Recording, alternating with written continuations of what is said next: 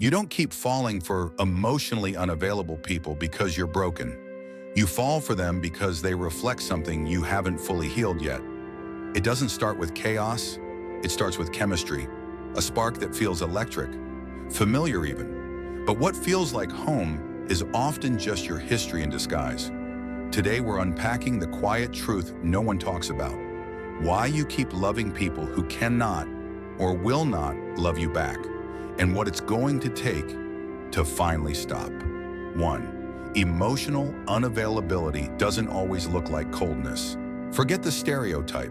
They're not always distant or cruel. Sometimes they're charismatic, mysterious, deep, but never quite accessible. They say just enough to keep you curious, just enough to keep you hoping. But when you reach for them, emotionally, vulnerably, they slip through your fingers like smoke. The scariest kind of unavailable person is the one who keeps showing up halfway so you stay fully invested. You tell yourself they just need time. But what you're really doing is ignoring what your gut already knows. 2. You're attracted to familiar wounds, not healthy love. Let's go deeper. You're not just falling for this person, you're falling into a pattern. If love once meant chasing, proving, or performing in your childhood, then uncertainty feels like intimacy. You don't just fall for people, you fall for dynamics that mirror what love used to cost you. So when someone's love is inconsistent, it doesn't register as danger. It registers as destiny. It's your nervous system saying, this feels like home, even if that home was full of locked doors. 3. You mistake intensity for intimacy. Here's the emotional bait and switch. You think the butterflies mean love, the push-pull, the anxiety, the I don't know where we stand. You confuse adrenaline with affection. But in truth, real intimacy is not found in the chaos. It's found in consistency, in safety, in someone who chooses you without the performance. If someone only makes you feel alive in their absence, that's not love. That's emotional withdrawal. 4. You're trying to heal through a mirror of your pain. This one cuts deep.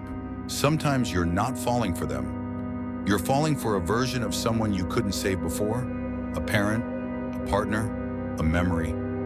You're trying to redeem your story through this relationship, hoping that if they finally choose you, it'll rewrite the rejection that came before. But healing doesn't come from being chosen by the same kind of person who once abandoned you. It comes from finally choosing yourself. 5. You equate love with labor. You tell yourself, if I just love harder, if I stay loyal, if I'm patient enough, kind enough, available enough, then maybe they'll open up. Maybe they'll change. Maybe they'll finally see your worth. But love that has to be earned through suffering isn't love, it's sacrifice. If someone only values your presence after your pain, they don't love you. They love your struggle. And that's not the kind of love you're meant for. 6. You believe potential is enough. They're not showing up now, but they could. They might. You've seen glimpses of it.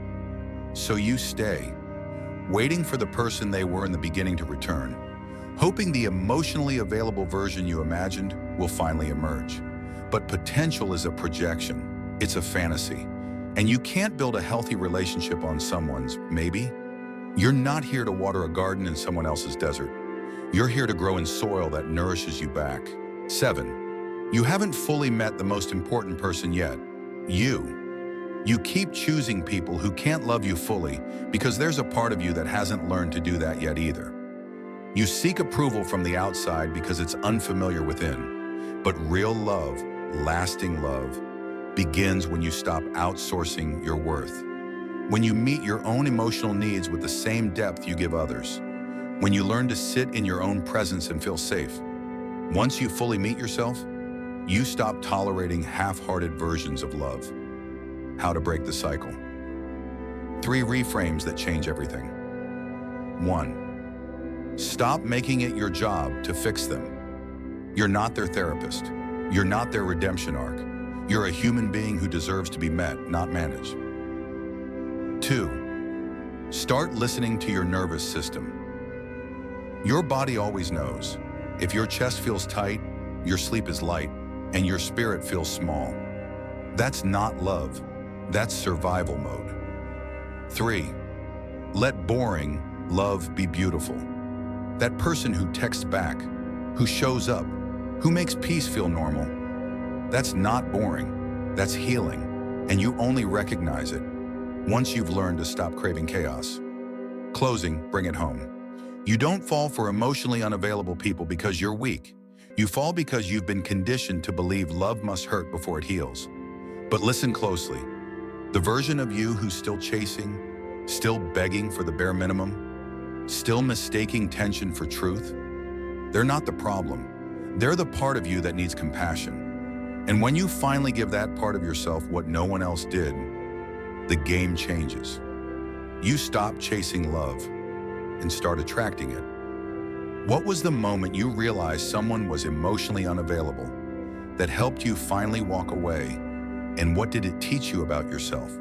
Or what kind of love are you learning to walk away from right now? Drop your thoughts in the comments. Your story might be the mirror someone else needs to break their own cycle.